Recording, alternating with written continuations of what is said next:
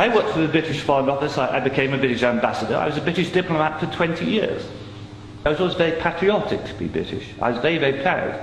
I remember when I first became a British ambassador and first went out in my own flag car with the Union Jack flying on the front as the ambassador, you know, I had a lump in my throat. It was a proud moment for me.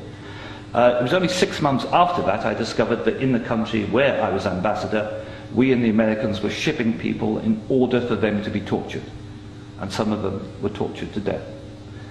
Now, as you may imagine, my worldview changed.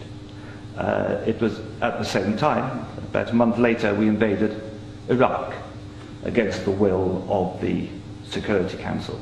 Not just without permission of the Security Council, but in the full knowledge that if it had gone to the Security Council, we would have been voted down. And I, as a British diplomat, saw all the internal memos that went through that decision. I know for certain, I used to be head of the FCO unit that monitored Iraqi weapons of mass destruction. I know for certain, I can tell you, that they knew there weren't any. It wasn't a mistake, it was a lie. I think it is impossible to be proud of the United Kingdom.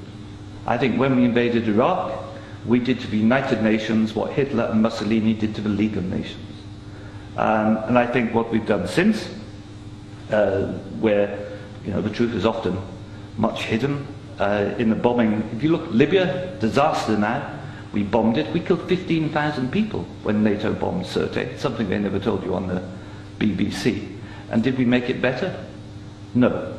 I saw in Uzbekistan, I saw the gas contract signed by Enron and a company called Unocal, which George Bush Sr. was on the board, to dig out gas pipelines from Uzbekistan and Kazakhstan over Afghanistan down to the Indian Ocean. That was actually what the Afghan war was about. They'd actually had talks with the Taliban and Unocal to see if the Taliban would provide pipeline security.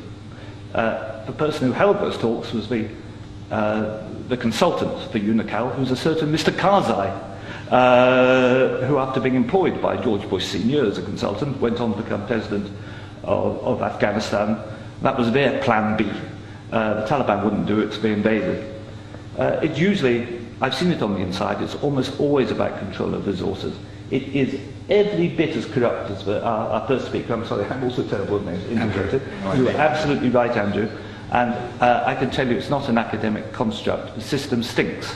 Westminster stinks. The British government is deeply, deeply immoral. They don't care how many people they kill abroad if it advances them. And anybody who votes no is voting to support a psychologically flawed, a pathological state, which is a danger in the world, a rogue state, a state prepared to go to war to make a few people wealthy.